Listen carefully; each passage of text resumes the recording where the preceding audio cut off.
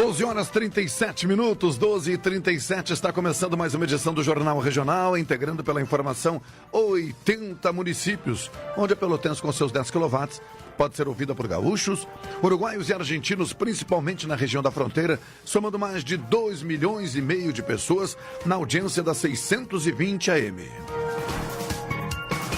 Rádio Pelotense, a primeira emissora de rádio do Rio Grande do Sul e a mais antiga em atividade no país, também para o mundo. Acesse www.radiopelotense.com.br. Participe. Envie o seu e-mail com sugestões e críticas para o endereço eletrônico jornalismo@radiopelotense.com.br ou ligue para o telefone 3222-3950. Você também pode enviar mensagens de áudio, vídeo e texto para o WhatsApp Rádio Pelotense. Anote aí, 84311-620. Na operação técnica, Tony Alves, na produção, Mariana Fetter, na reportagem, Juliano Silva, nos transmissores, Consuelo Carrasco. O Jornal Regional tem o patrocínio de Expresso Embaixador. O futuro é hoje. Sicredi, gente que coopera, cresce. A vida é melhor quando é cooperativa. Unimed Pelotas, o melhor plano de saúde é viver. O segundo melhor é Unimed. A NET é multi, só quem é multi tem NET Virtua, a banda larga mais rápida do Brasil. Acelera sua internet e ainda tem Wi-Fi grátis. Aproveite a oferta. Assine 15 mega por R$15 mensais no combo multi por 3 meses. E leve Wi-Fi de graça. No intervalo do Jornal Regional é sempre hora de um momento perfeito, é hora de Café 35. A Coffee Store 35 na Avenida República do Líbano, 286 em Pelotas. O telefone para contato é o 3028-3535. Também está no Jornal Regional a doutora Maria Gorete Zago, médica do trabalho, com um consultório na Rua Marechal Deodoro, número 800, sala 401. Os telefones para contato são o 3225-5554, o 3025-2050 e 8114-1000. Mirando novas soluções, Progressul, assessoria técnica empresarial especializada nas áreas contábil, jurídica e tributária, na Avenida Dom Joaquim 1515, edifício Moinho Office, sala 403. O telefone para contato é o 3307-5743. Estamos na quarta-feira, 26 de outubro de 2016. Neste momento em Pelotas não chove, pelo menos aqui na Zona Norte, na área onde está instalada a Rádio Pelotense. Temperatura do ar, de acordo com os dados do Laboratório de Agrometeorologia da Embrapa Clima Temperado, a temperatura do ar está na marca dos 21 graus centígrados. A sensação térmica é a mesma. A umidade relativa do ar, 92%. Pressão atmosférica, 1.007 milibares.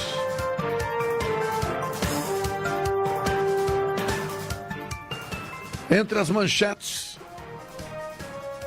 trazidas pela produção, está o Vaticano instruindo fiéis a não guardar cinzas de mortos em casa. O WhatsApp, o aplicativo, ganha agora chamadas em vídeo nos equipamentos que tem o sistema Android. Cortes de água ocorrerão nas 3 vendas até a próxima quinta-feira. Cortes de água feitos pelo SANEP, pela autarquia. O governo quer vender a participação da Infraero em aeroportos concedidos. A Organização das Nações Unidas diz que 2016 será ano com mais mortes de imigrantes no Mediterrâneo. Haitianos com permanência concedida em 2015 devem solicitar registro à Polícia Federal. Estamos falando aqui do Brasil, né? Projeto que busca a cura da esclerose lateral amiotrófica faz coletas no Rio Grande do Sul. Câmara conclui votação da proposta de emenda constitucional dos gastos públicos, a PEC 241, e proposta segue agora para o Senado Federal. Tony Alves preocupado com a PEC 241. Calma. Ela é preocupante? É verdade, é preocupante, mas ainda sabemos pouco sobre ela.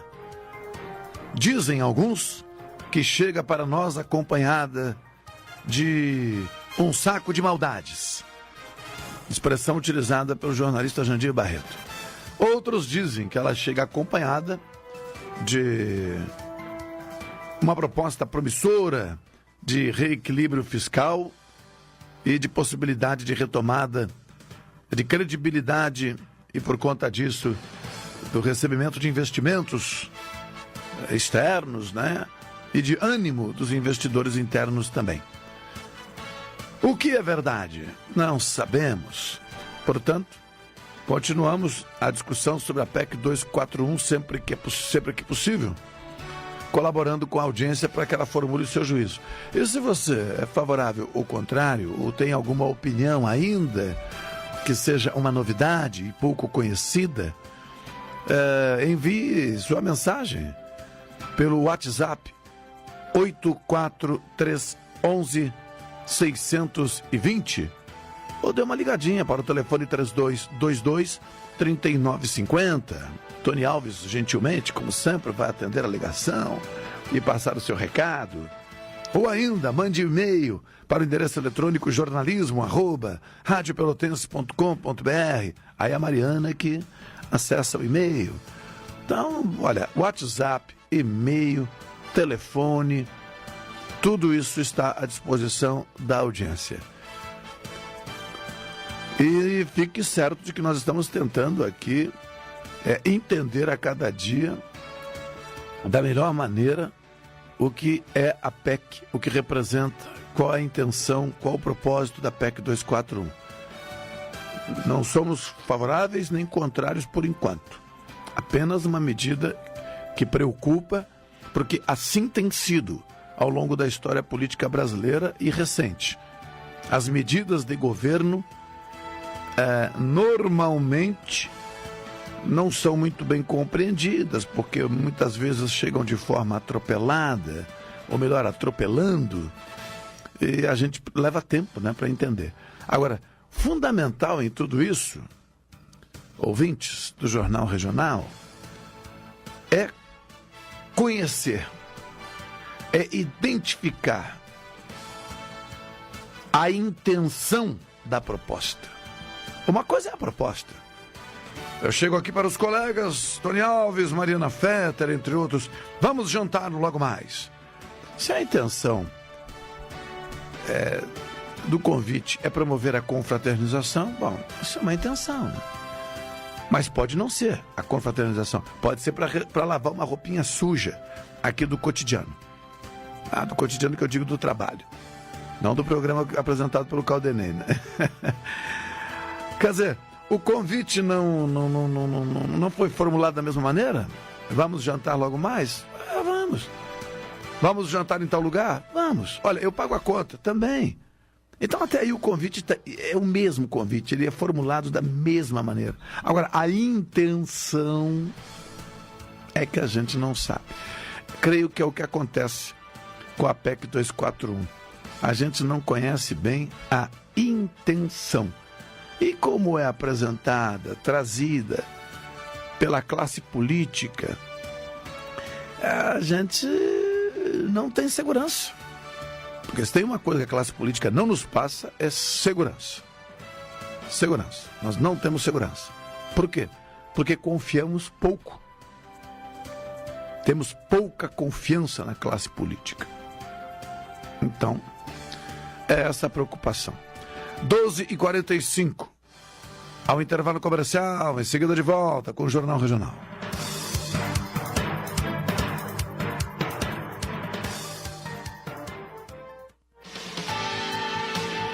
A Pelotense comemora a conquista do primeiro lugar entre as emissoras de rádio AM da cidade. Líder de audiência com 47,2%. Agradecemos aos ouvintes e clientes que fazem parte do seu dia a dia. Pelotense 620 AM, a rádio que todo mundo ouve. Primeiro lugar, absoluta.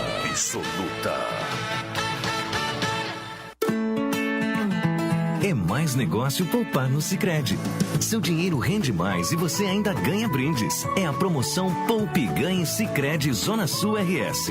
Você investe no seu futuro na sua cooperativa e coopera com o crescimento da região. Aproveite, vá até uma unidade de atendimento, fale com o seu gerente e saiba como participar. Sicredi, gente que coopera, cresce.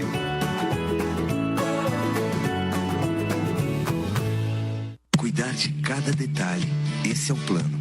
Transformar um sonho distante em seu próximo destino, esse é o plano. Cuidar hoje do amanhã, esse é o plano. Envelhecer sem ficar velho, esse é o plano.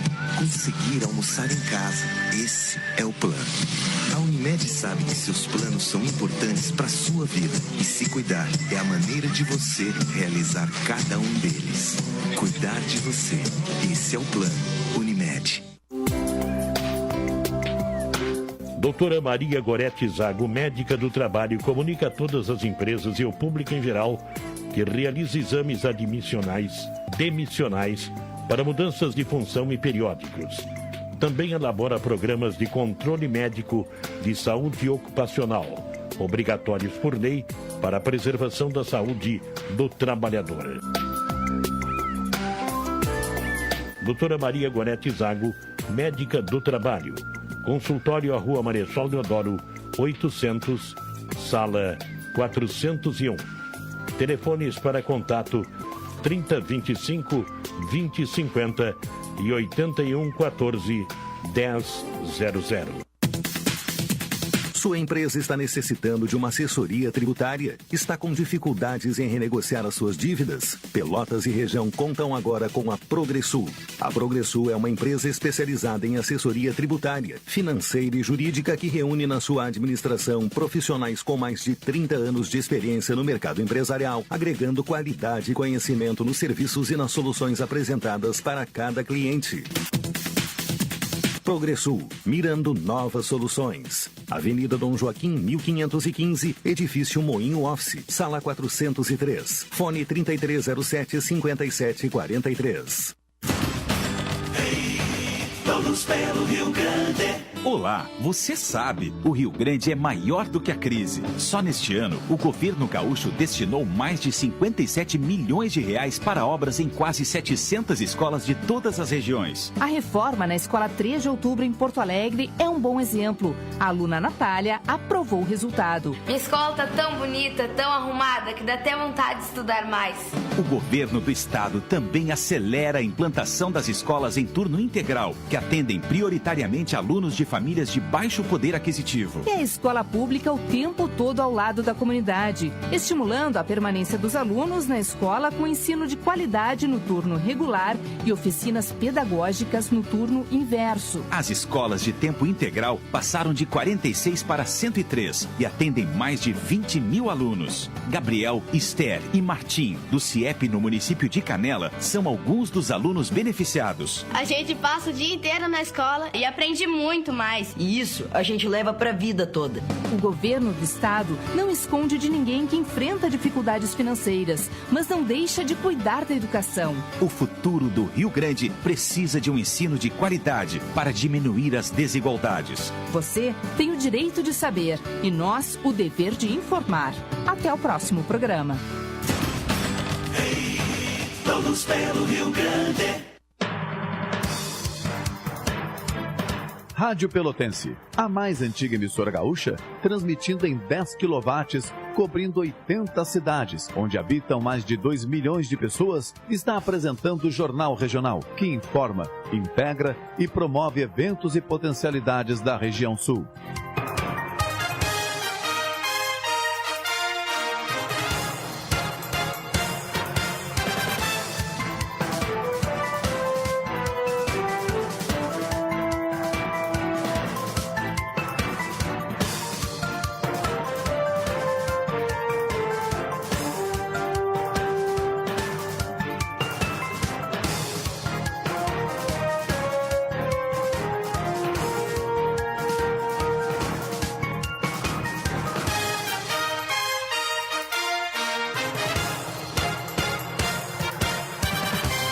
12 horas e 52 minutos, estamos de volta com o Jornal Regional, agora trazendo as informações que você encontra também no site www.radiopelotense.com.br, também no Facebook da emissora, né?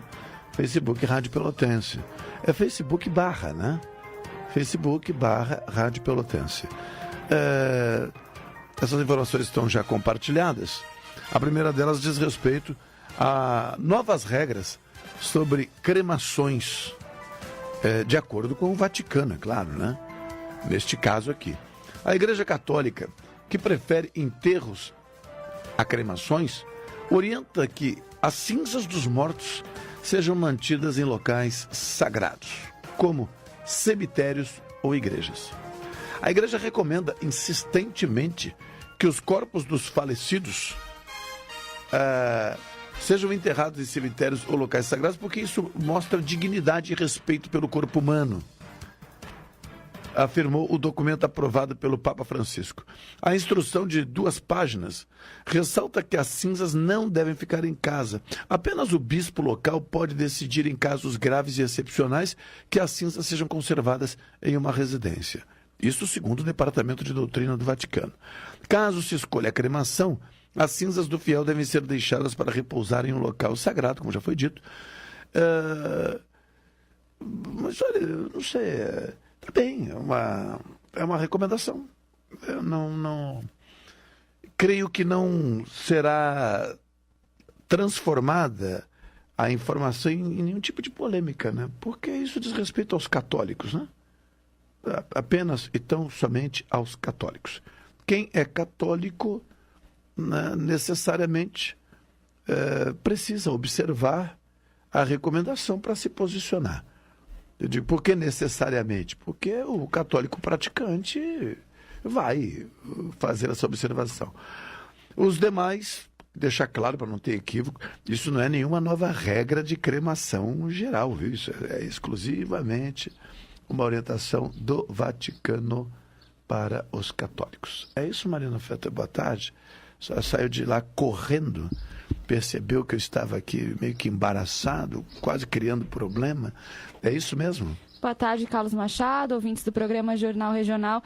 Eu levantei rápido e prestei atenção um pouco mais na informação.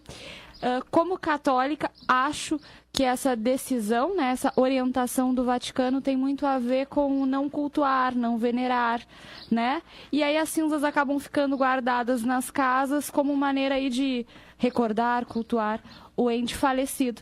Talvez seja por isso a orientação do Vaticano, mas essa é somente a minha opinião. Não, mas tá bem, bem colocado. Isso daqui a pouco é possível, né? Que na pressa, assim, no ligeirão, como se diz no popular, alguém ouça e diz, olha, agora tem uma nova regra de cremação. Não. Essa recomendação do Vaticano é exclusivamente aos católicos. Antônio Teixeira e Dona Ângela, na Senadora Mendonça, ouvindo o programa Jornal Regional. Também cumprimentam a equipe. Muito obrigado. Sem a audiência, não há razão de ser o trabalho da gente. Forte abraço, fiquem à vontade quando quiserem também enviar suas opiniões, observações e sugestões para que a gente trate aqui no Jornal Regional ou em outro programa da Rádio Pelotense. Vamos adiante, o WhatsApp ganhou uma atualização que levará videochamadas aos aplicativos que rodam no sistema Android. Uma versão piloto do programa com a nova função foi liberada esta semana. Com a melhoria, o serviço instantâneo de bate-papo do Facebook passará a competir com o Messenger, que também pertence à rede social, com o Skype, da Microsoft, e com o Duo, do Google. Para usar o recurso, o usuário tem de instalar a versão 2.16.318 diretamente do site do WhatsApp via programa de testes do aplicativo. Como o programa não é baixado a partir da Google Play, é preciso autorizar que o Android permita sua instalação. Antes de iniciar as chamadas de vídeo, é preciso ainda dar aval para que o aplicativo use o microfone e a câmera do celular. O funcionamento pleno do novo recurso tem alguns empecilhos. Caso o destinatário da chamada não tenha a nova versão do aplicativo, a ligação não será efetuada, ou seja, não é possível. Uma notificação surgirá avisando que a ação não é possível neste caso. As videochamadas podem reforçar as rusgas entre WhatsApp e operadoras telefônicas que já reclamavam de o aplicativo permitir ligações telefônicas. O argumento é que o serviço do Facebook usa números telefônicos administrados pelas empresas para liberar as chamadas, mas não arca com todas as exigências regulatórias junto à Agência Nacional das Telecomunicações, a Anatel, que essas companhias têm de arcar. Aqui é uma questão de mercado, né? A gente acompanha, mas quem é que está com a razão? Olha, cada um está vendo aí o seu negócio. As operadoras possivelmente querem o quê? Que as novas tecnologias sejam taxadas, né? Ou seja, para permitir o trânsito das novas tecnologias no seu espaço, que haja um custo. E quem desenvolve as novas tecnologias busca justamente o contrário. Busca caminhos que favoreçam as pessoas para que elas, com menor custo ou custo zero em algumas operações, possam estabelecer a comunicação. Viva a concorrência. Enquanto houver concorrência, nós consumidores estaremos, de certa forma, sendo lembrados e, portanto, protegidos. Fulano entrega um serviço por 10, o outro oferece por 9. E aí nós ficamos com a opção de escolher entre uma e outra. Se a nossa questão é preço, pagamos o menor. Se a nossa questão é qualidade, talvez venhamos a pagar, por escolha, o mais caro. Ou de maior valor, melhor dizendo. Mais caro não, de maior valor. Por isso que é saudável a concorrência para nós, consumidores, em todos os momentos. É assim que eu penso. Atenção, quem tem débito com o Sanep, está devendo uma continha, tal, ficou para trás, dê um pulo na autarquia, negocie.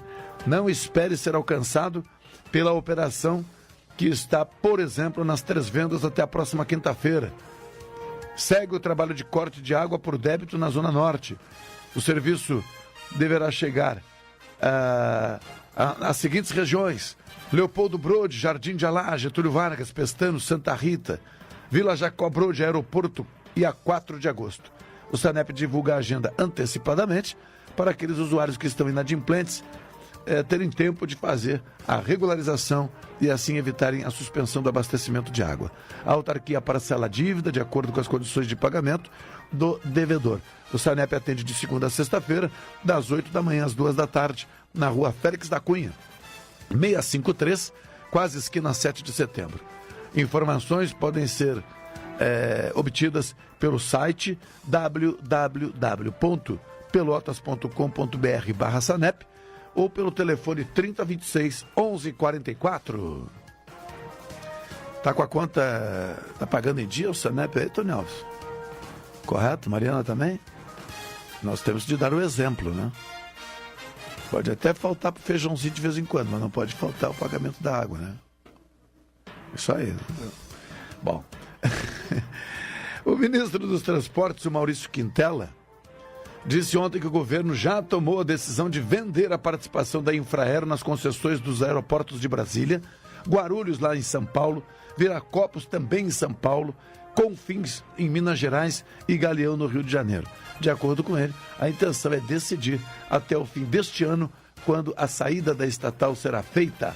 Disse, já é uma decisão tomada. A Infraero deverá ter seu capital dissolvido nos aeroportos concessionados, afirmou Quintela durante entrevista em que apresentou nova pesquisa sobre avaliação de aeroportos brasileiros. Isso aconteceu em Brasília. Esses 5 aeroportos estavam, segundo ele, entre os mais rentáveis sob controle da estatal, que acabou perdendo receitas após o leilão. Pois é.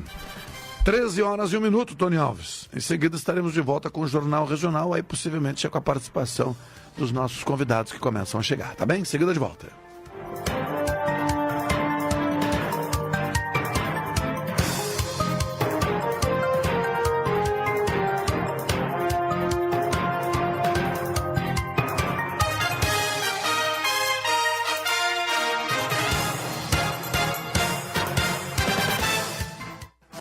Essa é a ZYK 270, Rádio Pelotense, 620 kHz.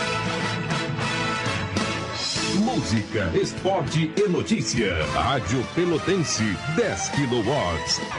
E aí, seu Wagner, vamos trazer sua poupança pro Sicredi? Me dá um bom motivo para isso. Dou 3. Primeiro, além do rendimento da poupança, como associado, o senhor pode ganhar parte dos resultados da sua cooperativa. Segundo, o valor poupado é reinvestido na sua região, fazendo a comunidade crescer. E terceiro, o dinheiro que o senhor investe na poupança fortalece o agronegócio. Aí, me convenceu. Na poupança Sicredi, até os motivos rendem mais. Traga sua poupança para o Sicredi. É mais negócio poupar aqui. Sicredi, gente que coopera, cresce.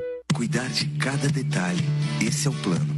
Transformar um sonho distante em seu próximo destino, esse é o plano. Cuidar hoje do amanhã, esse é o plano. Envelhecer sem ficar velho, esse é o plano. Conseguir almoçar em casa, esse é o plano. A Unimed sabe que seus planos são importantes para sua vida e se cuidar é a maneira de você realizar cada um deles. Cuidar de você, esse é o plano. Unimed. Sua empresa está necessitando de uma assessoria tributária? Está com dificuldades em renegociar as suas dívidas? Pelotas e região contam agora com a Progressul. A Progressul é uma empresa especializada em assessoria tributária, financeira e jurídica que reúne na sua administração profissionais com mais de 30 anos de experiência no mercado empresarial, agregando qualidade e conhecimento nos serviços e nas soluções apresentadas para cada cliente. Progressul, mirando novas soluções. Avenida Dom Joaquim, 1515, Edifício Moinho Office, Sala 403. Fone 3307-5743. Reginaldo Bassi Advogados conta com uma equipe especializada em direito tributário e em outras áreas do direito, com escritório em Pelotas, Porto Alegre, Brasília, São Paulo, Rio de Janeiro e Itajaí, além de apoiar programas, projetos e ações culturais e esportivas nas regiões em que atua. Reginaldo Bassi Advogados, Félix da Cunha, 776, Conjunto 502. Rádio Pelotense, a mais antiga emissora gaúcha, transmitindo em 10 kW, cobrindo 80 cidades, onde habitam mais de 2 milhões de pessoas, está apresentando o Jornal Regional, que informa, integra e promove eventos e potencialidades da região sul.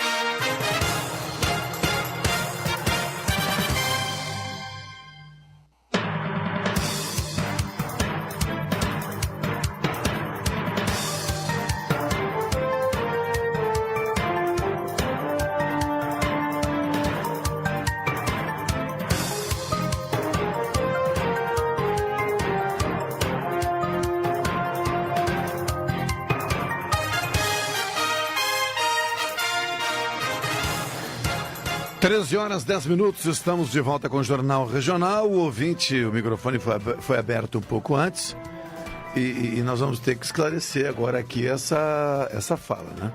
Estamos de volta com o Jornal Regional, com patrocínio de Expresso Embaixador, Sicredi, Unimed Pelotas, Netemult, Café 35, doutora Maria Gorete Zago, médica do trabalho, e Progressul mirando novas soluções, assessoria técnica empresarial especializada nas áreas jurídica, tributária e contábil.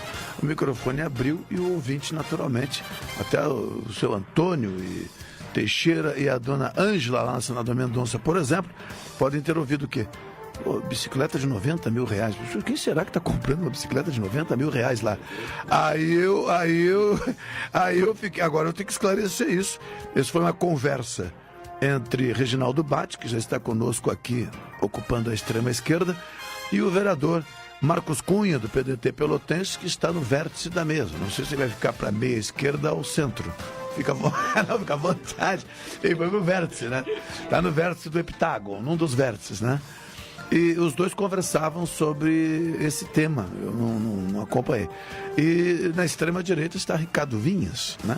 A localização é meramente espacial. Se quiser trocar, fica à vontade, não tem problema algum. Mas pela ordem de chegada, Reginaldo Batti, boa tarde. Boa tarde, Carlos Machado, boa tarde a todos os ouvintes da Rádio Pelotense. É sempre um prazer enorme estar aqui conversando contigo, com todos os teus ouvintes e os ouvintes da Rádio Pelotense. Ricardo Vinhas, boa tarde, obrigado pelo convite, por atender o convite feito há pouco. Nem tão pouco assim. Nem tão pouco. Não, mas há pouco, pela manhã, às vezes, porque em função da votação da PEC ontem, nós naturalmente, hoje é uma quarta que as mulheres costumam ocupar, primordialmente, mas a Anny Fernandes está chegando de viagem, a Camila está com compromissos tentando chegar, a Cristina talvez chegue também, e as mulheres também têm suas correrias. Mas, independente de quarta das mulheres ou não, a votação da PEC ontem nos obriga a tratar do tema o mais rapidamente possível dentro do espaço que temos na programação. E aí a presença do Vinhas aqui, o convidei, posso dizer que pedi a participação dele, porque sei que ele tem um olhar que vai permitir alguns contrapontos aqui para ajudar a audiência aí na formulação do juízo a respeito disso, que é uma novidade, mas enfim, é algo muito importante.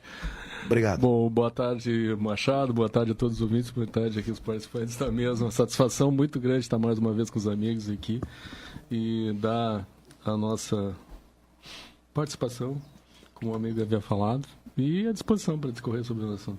Vereador Marcos Cunha, vereador reeleito pelo PDT Pelotense, não havíamos nos encontrado na condição de reeleito, então aproveito para cumprimentá-lo pelo êxito, né, sabendo que as pautas que o senhor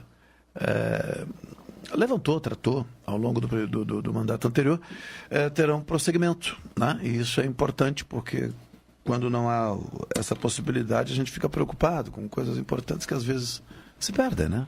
Mas que bom que está garantida a luta aí com a sua participação. Muito obrigado, Carlos Machado. Eu queria aproveitar então a oportunidade para agradecer também a todos os nossos eleitores e agradecer o convite, a possibilidade de estar aqui na Rádio Pelotense, que é sempre um prazer estar aqui participando dessa mesa de debate, que é sempre qualificada. Interessante para a cidade poder ter um espaço como esse. Parabéns. Não, e justamente por ser o senhor um vereador que na tribuna abordou o tema, né? Tem se manifestado sobre ele.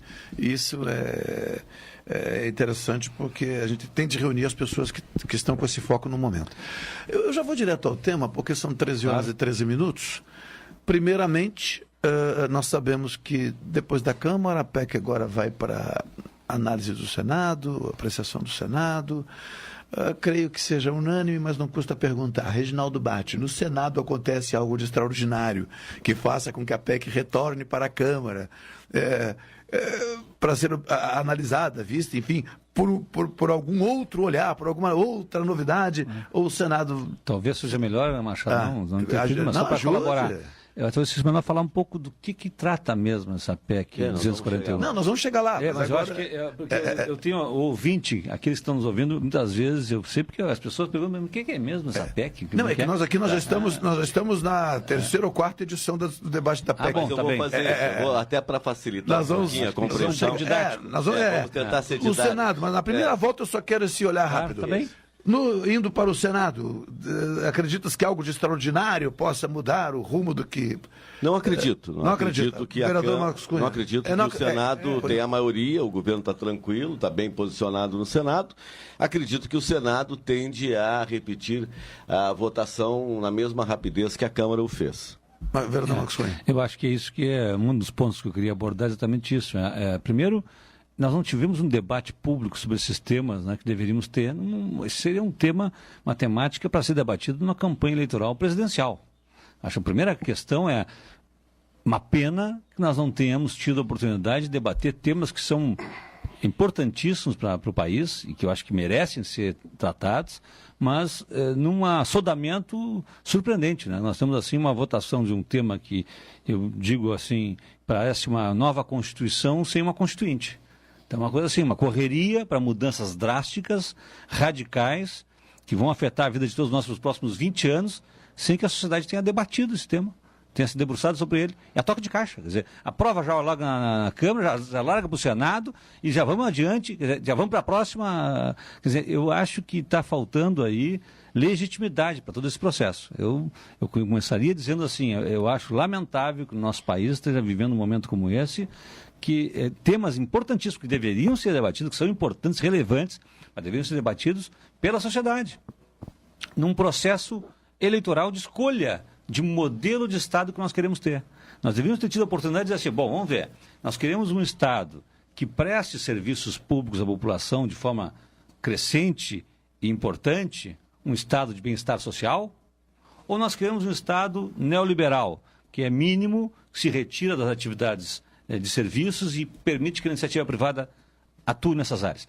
Nós deveríamos ter tido essa oportunidade e pode ser muito bem que a sociedade escolhesse, não, nós queremos o Estado mínimo, queremos o Estado neoliberal, não há problema nenhum que se fizesse isso num processo democrático. O que nós estamos vivendo, a meu juízo, é exatamente uma ruptura da visão de Estado democrático social que nós vimos construindo, vou dizer assim, desde Getúlio Vargas, estamos desmantelando essa visão de Estado de bem-estar social construída a duras penas para a população brasileira a toque de caixa em poucos meses. Isso é o que eu acho grave. Ricardo Vinhas. Por que me olhando desse jeito? Tipo Renan Calheiros, que importância tem a minha opinião neste momento? A pergunta, a questão é a mesma. Acha que... Uma resposta fácil de dar. Assim, não, mas é apenas uma arrancada. Não, mas depois a gente pega, pega o ponto de vista do Marcos Cunha e vamos debater. Claro, mas eu acho que agora é a questão do Senado. Então, o que eu quis dizer com isso é que o mesmo movimento que foi feito para... vamos dizer, fazer o processo de impeachment e trazer, então, esse governo à baila, é o mesmo processo agora que está fazendo essas reformas a toque de caixa. Nós temos na Câmara dos Deputados praticamente o mesmo número de deputados federais que votou pelo impeachment que votou agora a favor da PEC 241. E provavelmente tenhamos a mesma repetição da votação do impeachment no Senado, também na reforma da PEC 241. O que significa isso? Esse movimento que está radicalmente rompendo com a Constituição de 88, criando uma nova Constituição sem uma Constituinte, que está a toque de caixa fazendo essas alterações. É isso? A minha visão tem a ver com essa minha... Por isso eu acho que vai no Senado vai ser a mesma repetição. No tocante ao Senado, eu reconheço, acho que vai ser dessa forma, não há outra saída. Reconheço também que a necessidade, que o tema é extremamente importante. Mas cabe também falar que o país estava ou ainda está num processo hemorrágico. Então, a minha situação que eu vejo é estancar. O que nós vamos fazer, para mim, no tocante à PEC, a preocupação é a regulamentação, que não foi discutida até agora, a regulamentação da PEC. Agora, para mim, como disse o senador Cristóvão, é a PEC do óbvio. Isso não é de agora, isso é desde a época do Império, nós deveríamos tratar as contas públicas de uma forma mais adequada, o que não foi feito. E nem na Constituição de 1988 foi discutido dessa forma. Não se pode gastar mais do que se arrecada. Em algum lugar vai estourar. Então isso é falta de bom senso, né? No nosso orçamento familiar, quando nós não fizemos, acabamos atropelando. Então, se é o melhor momento ou não, não vou entrar nesse mérito de discussão. E sim, concordo com o senador que seria a PEC do óbvio. Nós temos que fazer quando, da melhor forma possível, estancar essa hemorragia para reverter o processo, para minimizar o impacto que nós temos tendo hoje, no tocante a uma série de situações, desemprego, inadimplência, hoje mais de 60% das empresas estão no Serasa, política correta ou não é a realidade que nós vivemos. Então nós vivemos um momento hemorrágico. O que nós temos que fazer daqui para frente, como vamos fazer da melhor forma possível para reverter isso no curto, médio e longo prazo, para trazer de novo a tranquilidade aos lares dos brasileiros num curto ou médio espaço de tempo, é que é a minha reflexão. Se nós temos maturidade política para resolver isso aí como se deve, não como se pode, mas como se deve, e como vamos fazer isso é que é a reflexão. Se nós temos maturidade política para exercer isso nesse momento, sinceramente eu não sei. Pelos representantes que nós temos, mas são os representantes que nós elegemos até então. Essa é a minha reflexão. Bem, eu vou pedir ao Reginaldo que faça por tópicos, porque o tema ele é complicadinho. Então vamos assim, lá, vamos tentar entender. Item por item. Item por item. Vamos tentar entender aquilo que o Marcos Cunha colocou aqui com muita propriedade no início da sua fala, o que é a PEC 241. Nós temos que entender que a PEC 241 é uma mudança de conceito. Nós saímos de um conceito que antes era receita e despesa, e quanto mais eu aumento a receita, mais eu gasto, não quero nem saber se estou gastando bem ou mal. Eu apenas gasto porque eu tenho receita para tal. O que aconteceu é que as receitas encolheram em razão do processo de recessão que o país entrou em 2015, 2016 permanece, e obviamente as despesas que estavam lá em cima não tinham mais cobertura das suas receitas. O que o governo propõe? Uma mudança conceitual. Propõe o seguinte, Marcos, olha, a partir de hoje eu vou apenas aumentar as despesas de acordo com a inflação do ano anterior. Pouco importa a minha receita. A receita sai da minha avaliação.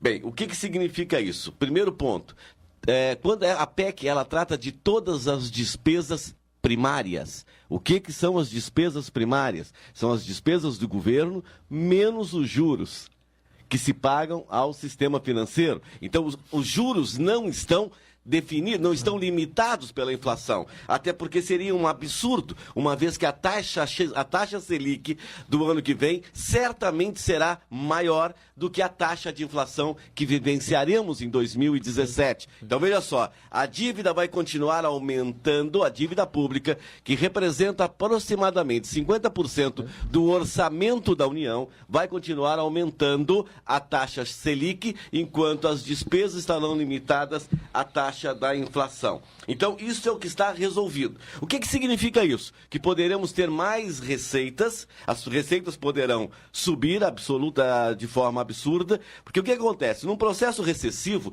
a arrecadação cai mais do que a recessão. Num processo de recuperação, a arrecadação sobe mais do que a recuperação. Não há uma relação direta, não é um por um. Né? Esse é o processo de que a gente tem conhecimento na Receita Federal. Então, olha só, essa receita maior servirá então para pagar os juros da dívida e não para atender as necessidades que o Estado tem junto à sua nação e à sua população? Não sei. Isso depende da regulamentação. Claro. Então, o que a gente sabe de forma matemática, se eu tenho as despesas limitadas pela inflação, e eu sei que a cada ano entrarão mais pessoas no Sistema Único de Saúde, mais pessoas no sistema de educação, mais pessoas no sistema, nos programas sociais, eu posso afirmar, sem sombra de dúvidas, que eu terei um investimento per capita menor em cada uma das despesas sociais que o governo precisa manter. Como serão tratadas as despesas limitadas pela inflação? Não sei. Por quê? Porque ainda que a minha receita aumenta, eu teria que ver como é que vai ficar, Dru, que é a desvinculação das receitas da União e como é que o governo vai jogar com essas receitas para atender as chamadas despesas que ele tem, despesas primárias. Eu não sei, depende de quê? Da regulamentação. Bem, todos esses aspectos já demonstram uma fragilidade na concepção da medida da PEC 241. Por um outro lado, e aqui eu gosto de fazer o contraponto, qual é o aspecto positivo que ela aponta neste momento? Primeiro, a necessidade de controles efetivos das despesas do governo. Bem, mas aí não é só quanto o governo gasta, mas é também como o governo gasta, porque a qualidade da despesa é ruim. Nós precisamos também melhorar a qualidade do gasto público. Isso vale para a União, isso vale para os estados, isso vale para os municípios. Via de regra, se põe muito dinheiro pelo ralo, porque não se tem qualidade no investimento. Eu não posso fazer um asfalto que em um ano e meio, 2 anos, acabou. Porque isso é um investimento público, dinheiro do contribuinte, que foi pelo... Não digo pelo ralo, porque ele vai, na verdade, pelas bocas de lobo, né? Então, isso é um aspecto que a gente tem que avaliar. A necessidade de controles? A necessidade. A necessidade de fazer a qualificação do gasto público? Sim, é melhor, é importante qualificá-lo. Por um outro lado, para o investidor externo e até para o investidor interno, obviamente que você ter controles de gasto por parte do governo aponta uma confiança maior para o investidor. Isso é uma consequência lógica do processo. E talvez os economistas que pensaram a PEC tenham pensado muito mais nesse aspecto psicológico de apontar para o mercado externo, para o mercado interno. Olha, nós queremos realmente controlar os gastos públicos. Talvez não tenham feito da melhor maneira possível. Ou talvez a regulamentação possa nos salvar de um desastre que está colocado aí. Então, eu acho que isso gera realmente credibilidade, gera confiança para investimentos de médio e longo prazo. Por um outro lado, para concluir aqui a minha participação, até porque eu tentei pontuar e colocar para a população, para todos os ouvintes, o que é a PEC, até para poder agora embasar a nossa discussão aqui. Por um outro lado, o Marcos traz aqui uma reflexão que é importante. Qual o estado brasileiro? 2 reflexões são importantes. O momento, que talvez não fosse um momento histórico adequado, talvez precisássemos ter essa discussão num grande debate nacional, e eu concordo contigo, numa eleição para presidente, onde cada candidato apresentaria o seu modelo de Estado, porque a gente vinha numa direção e daqui a pouco se dá uma guinada de 180 graus. Não é o melhor momento, não é o melhor momento. A questão é, a gente poderia esperar o melhor momento ou ainda teríamos que amargar uma recessão por mais 2 anos, se não fizéssemos nada? Então, essa é uma discussão.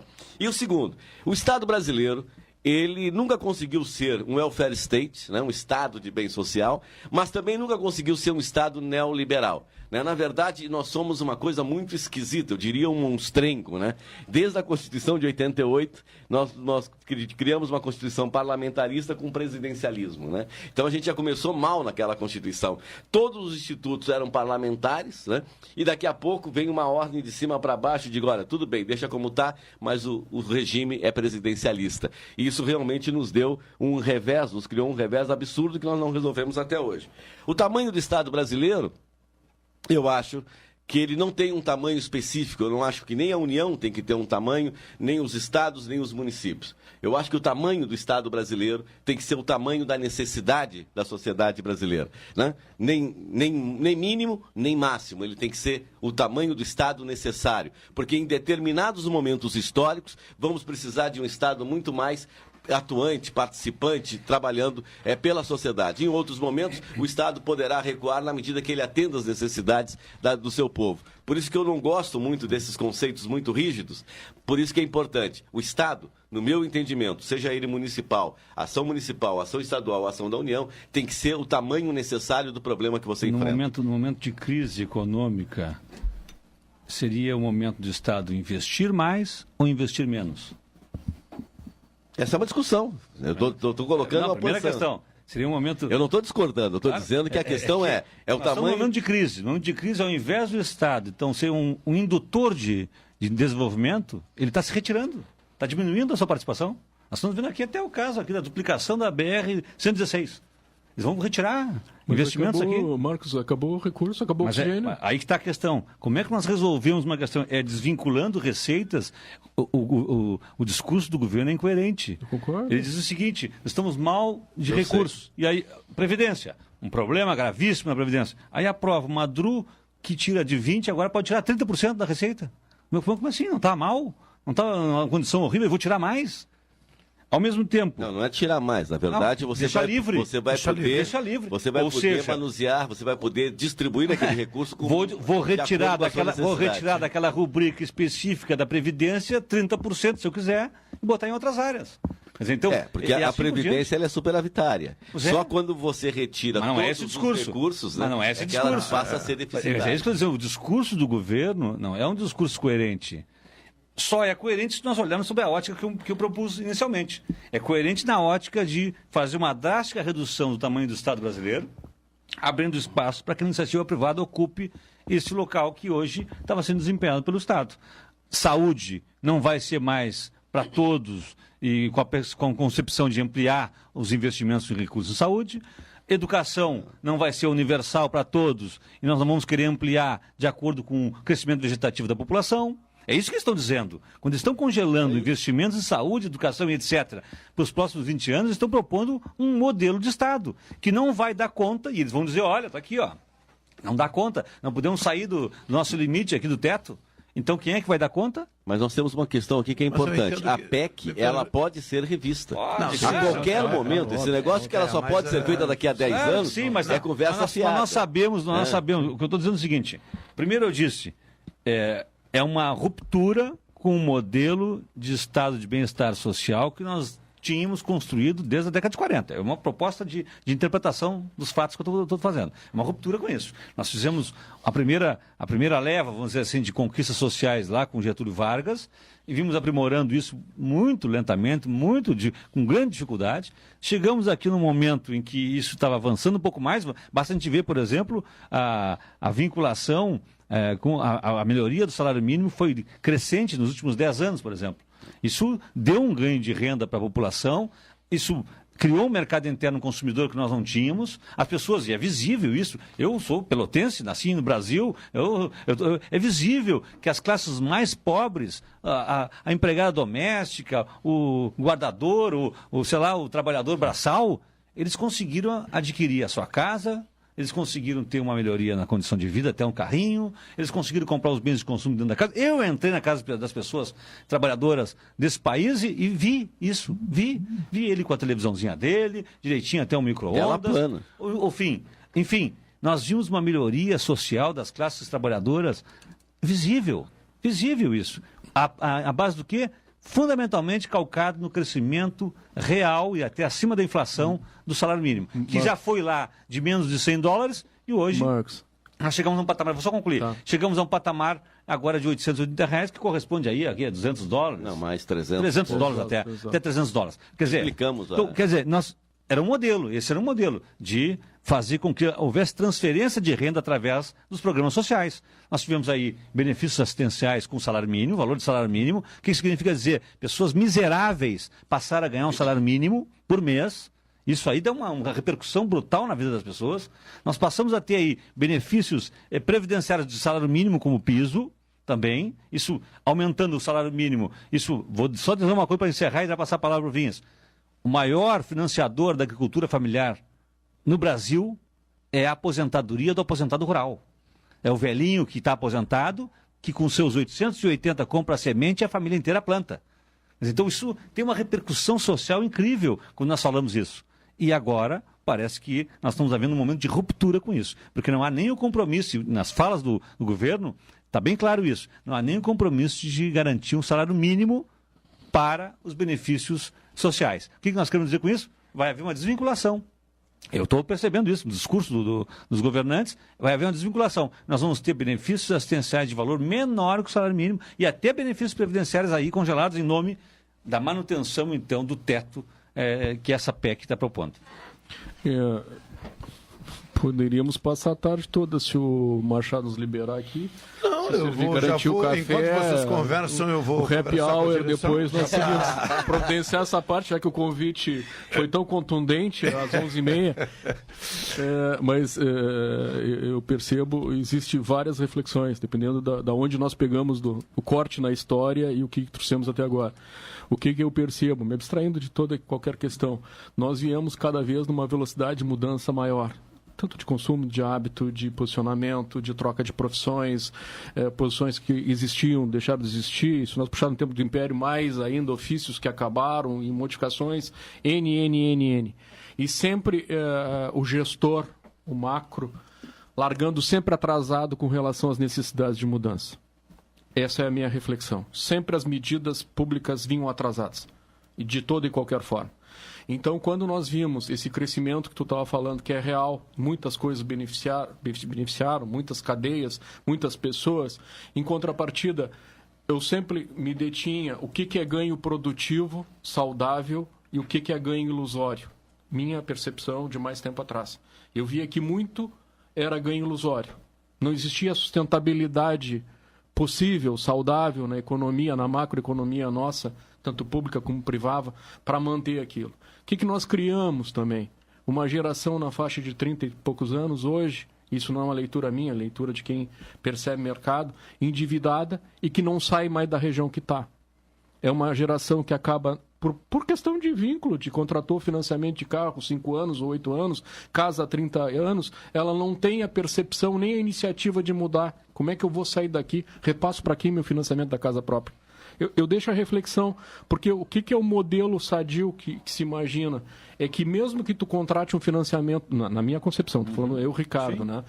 Mesmo que tu conceda financiamentos de longo prazo, tu cria o espectro dentro da cabeça da pessoa que a possibilidade dele contrair um financiamento de longo prazo, casa própria, por exemplo, ele tem a possibilidade, como também, de desencalçar aquela bota, se ele tem opção ou intenção de ir para outra região ou para outro estado. E nós não temos, a nossa cultura nos fixou. A nossa cultura nos prendeu. O nível de endividamento hoje, pessoal, das pessoas físicas, de uma forma geral, nos últimos anos, só cresceu. E isso muito baseado porque o crescimento não era saudável. Nós não tínhamos, nos últimos anos, uma economia saudável. Nós não tínhamos. Nós estávamos simplesmente repassando oportunidade, tendo um crescimento, no meu entendimento, principalmente nos últimos anos, que era irreal, no qual o crescimento se dava pela injeção de capital na economia, que as pessoas se endividavam no pessoal, no físico, ou as empresas contratando financiamentos de médio e longo prazo, com taxas de juros adequadas ou não, mas como a economia estava crescendo, como é que eu não vou investir? E isso também se tornou insustentável. Se hoje nós temos aí registrado 12 ou 13 milhões de desempregados, é fruto do quê? De uma economia que não tinha sustentabilidade para manter essa taxa de emprego. Entende? Eu não estou dizendo que a saída é a ideal. Eu estou dizendo que nós estávamos no processo hemorrágico. É que nenhum paciente tem hemorragia. Primeiro tu estanca a hemorragia dele, depois tu vê o que tu vai fazer. Se vai suturar, se vai dar plástica, depois tem que fazer implante. Então, a situação, lamentavelmente, do nosso país é hemorrágica. Ou até então, segue sendo hemorrágica. Esse viés que se deu do apelo imediato, que o Reginaldo está falando muito bem, de vamos tentar a estabilidade de um jeito para dar credibilidade externa, para ter injeção de capital nacional ou não, porque quem tem recurso hoje no mercado interno também não estava investindo. O pessoal não sabia o que aconteceu mês que vem. A perspectiva de desemprego para 2017 é bater 14 ou 15 milhões, e vai bater. Porque mesmo quem hoje se mantém, ainda não quebrou no mercado interno, e aí eu estou falando da maioria das empresas, está tangenciando, está com os impostos atrasados e não tem como pagar. E o governo querendo apertar para poder, não, tem que regularizar, senão vocês vão perder os benefícios. Aperta para ver. Para quanto é que vai o número de empresas que vão para o Será e quantas vão fechar? Isso é indesejável, porque isso mexe com toda a nossa estabilidade emocional e social. Um pai de família desempregado. Eu não estou fazendo apologia à desgraça, pelo contrário, eu acho que nós realmente já passamos pela turbulência maior. Acho que tem muito o que fazer, tem muito o que pensar e tem muito o que refletir com relação ao que é o nosso ideal que tu estava propondo. Eu concordo plenamente contigo.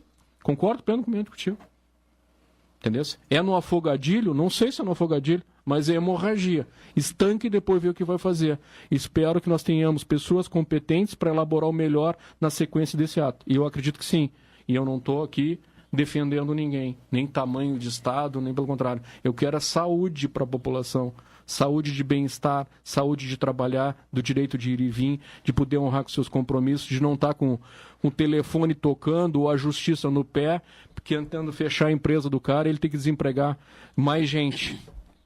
Ou mesmo o pai de família que contraiu financiamento de carro de 5, 6 anos, contraiu financiamento de carro de casa de 25 a 30 anos e hoje não tem como pagar. E vai dizer o quê para a mulher e para os filhos? Que ele foi incompetente? Não, pelo contrário. Ele foi na onda da vez. Ele tinha um trabalho digno, ele tinha condições de contrair aquele financiamento de médio e longo prazo e ele contraiu. A nossa economia, grande parte nos últimos anos, circulou em função disso. Tinha sustentabilidade. Vamos pegar a questão da moradia.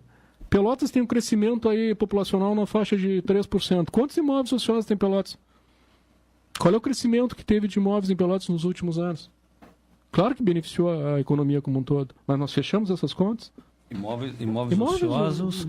Verso, há 4 anos atrás, se pegar os imóveis ociosos que tinha em Pelotas, a taxa de crescimento da população e a necessidade de imóveis. Nós temos um problema que é. Não, assim, eu tô entendendo claro, quem tem os imóveis ociosos é uma minoria. Não, ociosos que eu estou dizendo desocupados, não ociosos desocupados, porque tal para local, tal para vender. Aí nós temos uma minoria em Pelotas que é detentor de. Não, mas nem vou entrar no mérito quem são. Não, é porque eu estou pensando, você está falando nisso, eu estou pensando na necessidade. Tem uma população toda que tem uma necessidade incrível de imóveis. Pelotas era a cidade, não sei se ainda é, só para concluir, que mais tinha demanda de imóveis do estado do Rio Grande do Sul.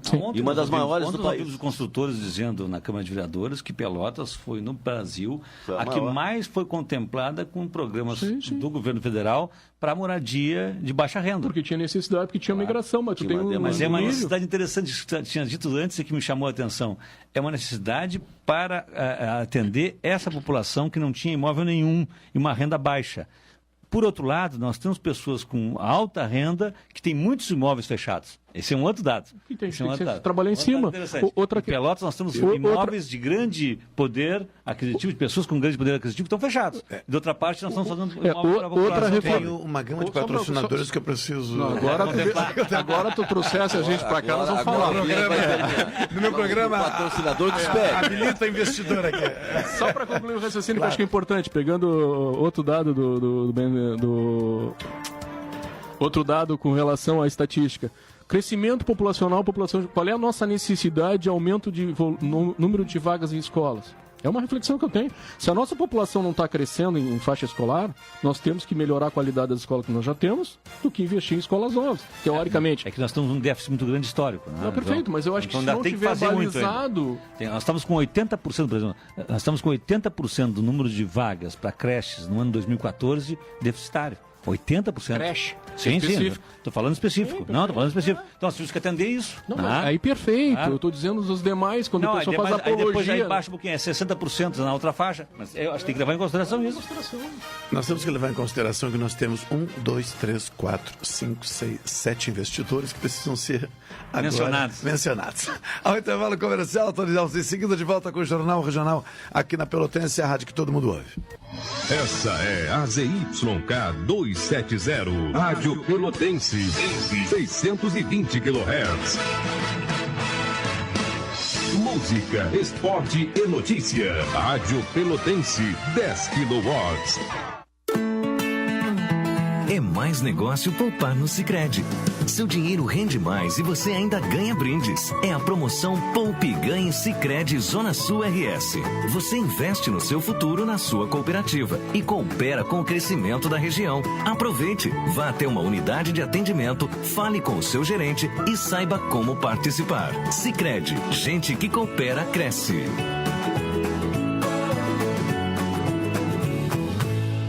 Quando você pensa em viajar, você pensa em tranquilidade, conforto e segurança. A Expresso Embaixador também pensa nisso, porque levar pessoas até o seu destino numa viagem tranquila, confortável e segura é a nossa missão. Expresso Embaixador, o futuro é hoje. Você sabe o que é curtir gigante? É curtir muito, pra caramba. É acessar tudo e navegar rapidão com a banda larga mais rápida do Brasil. Wi-Fi dentro e até fora de casa. É ter Now, com milhares de filmes, séries e shows para assistir onde e quando quiser. Inclusive agora. Quer dizer, tem que assinar antes, né? Assine 30 mega por R$30 por 3 meses no Combo Multi. Ligue 21 23 46 18. A NET é completa para você curtir gigante. Consulte condições de aquisição. Cuidar de cada detalhe, esse é o plano. Transformar um sonho distante em seu próximo destino. Esse é o plano. Cuidar hoje do amanhã. Esse é o plano. Envelhecer sem ficar velho. Esse é o plano. Conseguir almoçar em casa. Esse é o plano. A Unimed sabe que seus planos são importantes para sua vida. E se cuidar é a maneira de você realizar cada um deles. Cuidar de você. Esse é o plano. Unimed. Rádio Pelotense, a mais antiga emissora gaúcha, transmitindo em 10 kW, cobrindo 80 cidades, onde habitam mais de 2 milhões de pessoas, está apresentando o Jornal Regional, que informa, integra e promove eventos e potencialidades da região sul.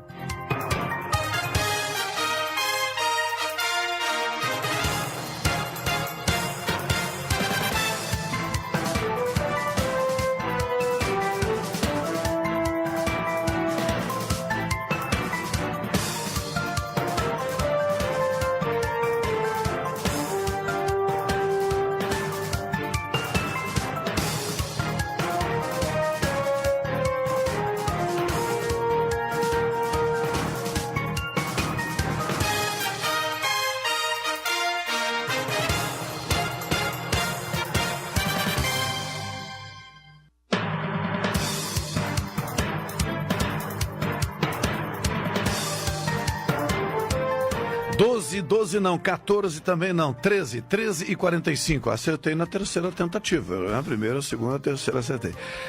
13 e 45, passa rápido, né? Passa rápido, nós temos somente mais 15 minutos, claro. Na fala que me antecedeu do Vinhas e do Bassi, patrocinadores. Então, já. A sangria que o Vinhas falou, né? Nós estamos num momento de emergência, né? Um problema agudo na economia brasileira que precisa ser enfrentado. Tem várias maneiras de nós enfrentarmos os problemas. Tem várias maneiras. Uma delas é, diminuir todos os serviços. É a mesma coisa que na casa da gente, um dia chegar o pai da família e dizer assim, olha, nós estamos numa crise, então é o seguinte, não usa mais a luz, não, apaga a luz, não usa mais água, tu vai ter que tomar banho uma vez por semana só, ou eu posso fazer o corte assim. Da economia eu posso tirar o banho das pessoas, eu posso tirar a luz das pessoas, eu posso tirar a alimentação das pessoas. É um jeito de fazer o corte. Outro jeito é olhar e dizer assim, só um pouquinho, como é que nós podemos receber mais recursos para fazer frente às nossas despesas?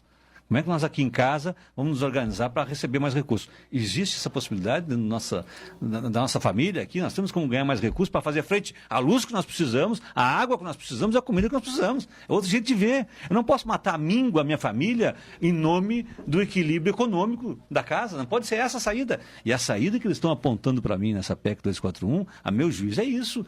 Eu estou vendo o problema dramático da saúde pública em Pelotas. Eu estou vendo. Está o nosso pronto-socorro agora lá, com 80 pessoas de novo nos corredores. Eu estou vendo, em grande parte, porque não vem recursos federais, porque não vem recursos estaduais e porque os recursos municipais também não são convergidos para lá. Então, eu sei disso. Agora, como é que vai me dizer que, então, nos próximos anos, nós vamos diminuir esses investimentos? Se a nossa população está envelhecendo e vai ficar cada vez mais doente, vai precisar cada vez mais de atendimento de urgência e emergência, porque quem é que está lá? São os idosos que estão lá, são os nossos avós, os nossos pais que estão lá nos corredores. Porque eles adoecem mais, eles vão precisar mais do sistema único de saúde. Marcos, mas olha só, nós já sabíamos. Então eu vou dizer o seguinte, só para concluir, eu vou dizer o seguinte, nós poderíamos ter feito o quê? Menos desonerações. Nós poderíamos ter ainda avançado nas grandes fortunas para arrecadação. Nós podemos avançar nos clubes de futebol que não pagam os impostos. Nós podemos avançar nas loterias. As loterias poderiam contribuir mais ainda do que contribuem. Enfim, nós poderíamos, com criatividade, achar fontes de recursos. Vou dizer outra também. Quantas pessoas que deveriam estar contribuindo não contribuem por falta de fiscalização? A fiscalização é péssima. O Estado é um mau arrecadador também. Tá, agora deixa eu fazer eu só quero concluir dizendo o seguinte. Deixa eu fazer só para concluir, então, para dizer o seguinte. São duas maneiras de enfrentar um problema. Nós podemos enfrentar aumentando nossas receitas e outra parte é cortando despesas. O que eu vejo é que o governo quer apagar a luz, cortar a água e fazer disso um superávit. Vamos lá.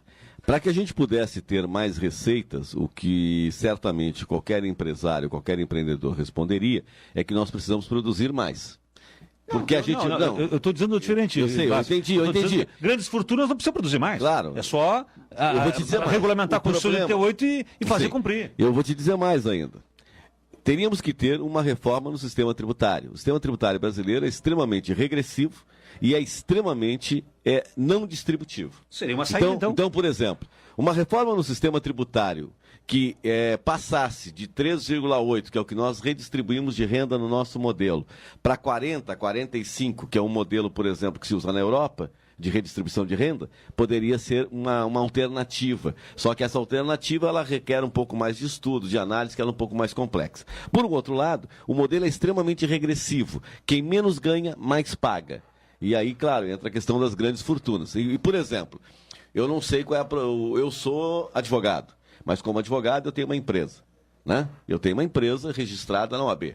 Eu não pago imposto de renda à pessoa física. Por quê? Porque tudo que eu recebo, emito a nota fiscal, pago os tributos e o restante sai como distribuição de lucros da minha empresa para a pessoa física. É um absurdo.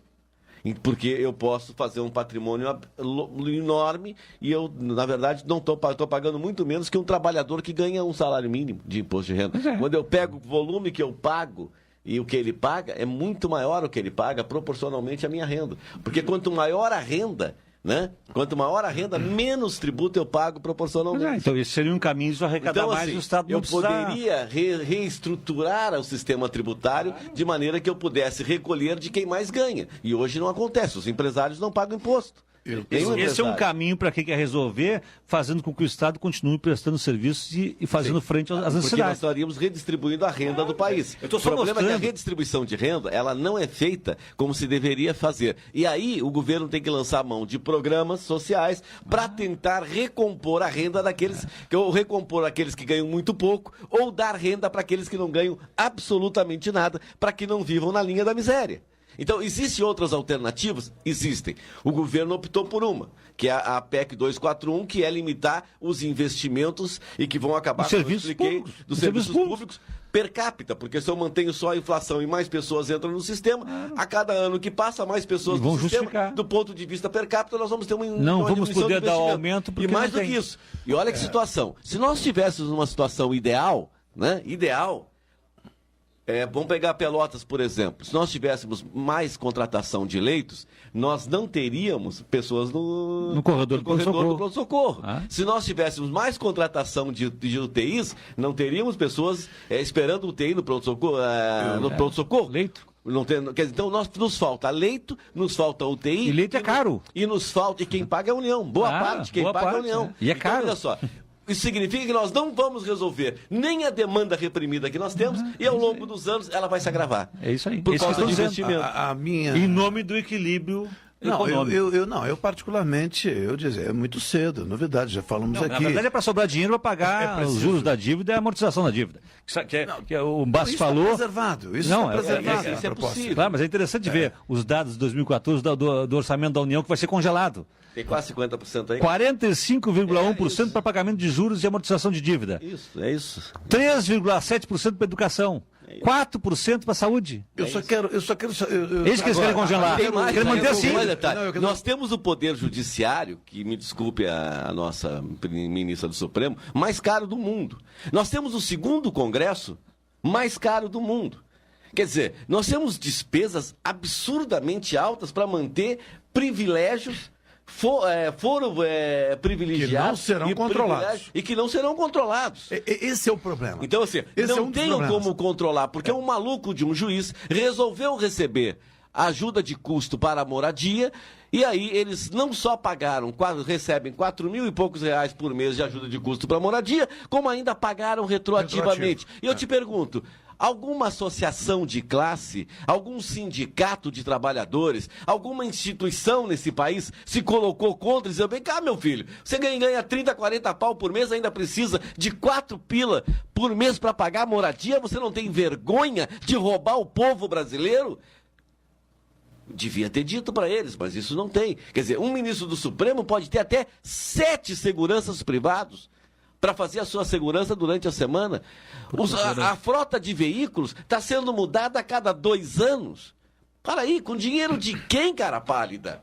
Com o nosso dinheiro. A questão que eu acho importante aqui também deixar, embora seja singela, entre aspas, para a audiência, é que não falta dinheiro, né? O nosso problema não é falta de dinheiro. Né? Primeiro, porque graças a Deus. Graças a Deus. Esse é um país rico. Não, pelo que já foi dito aqui. ainda que seja, digamos, nesse momento, né, o resultado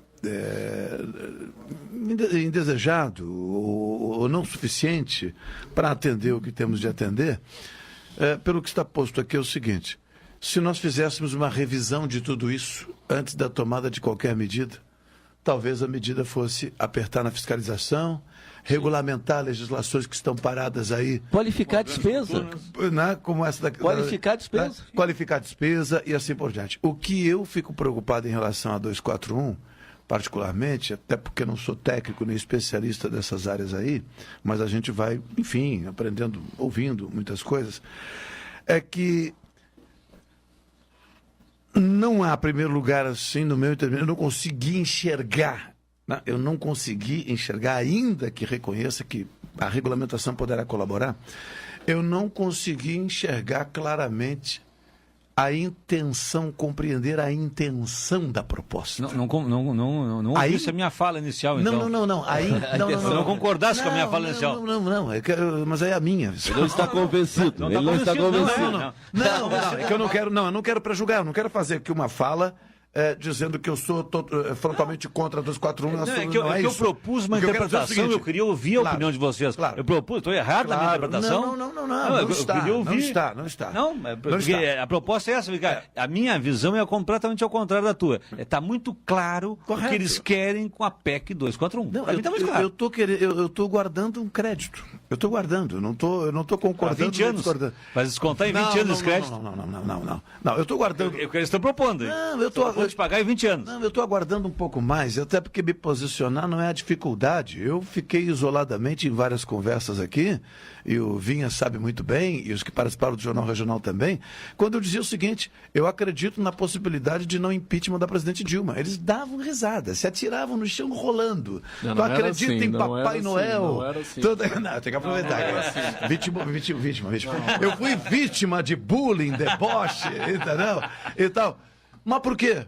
Porque tinha alguma coisa que eu via diferente. Enquanto alguns diziam aqui, não tem jeito. Eu digo, mas gozado, tem alguma coisa que me diz que essa possibilidade existe.